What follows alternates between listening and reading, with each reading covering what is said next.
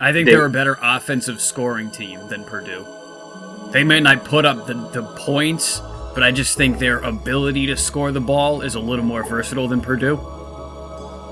Yeah, with the exception of Ivy, who hit a lot of key shots down the stretch in that Texas second round game, and he's been one of their best players all year.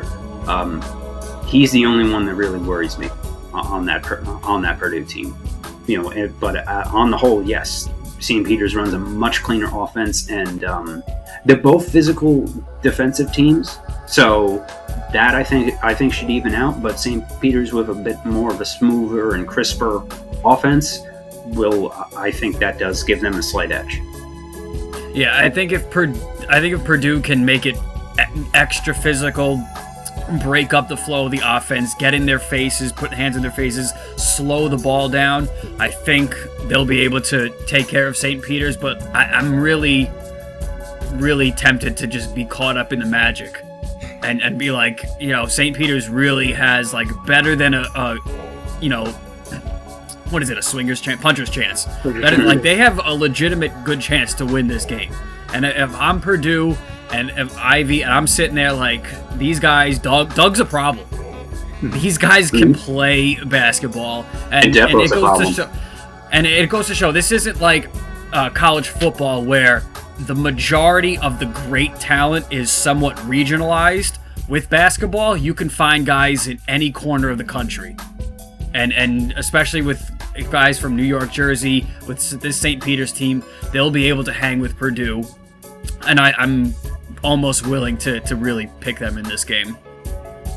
Yeah, and the other thing about St. Peter's is that they play 10 deep. So they because they're a very physical and high pressure team. They almost do like hockey line changes sometimes. So it's just two guys fouled out. Well, we have more off the bench. So they play 10, 11 deep. And that kind of, you often don't see that kind of depth, especially in close games in the tournament. Most teams are only going about 7 or 8. So for them to go that deep and keep all the players happy and buying into it, because usually when you try and expand the rotation, you run into the risk of players not playing enough. Cal has had that issue at Kentucky with the one and dones, notoriously difficult to manage.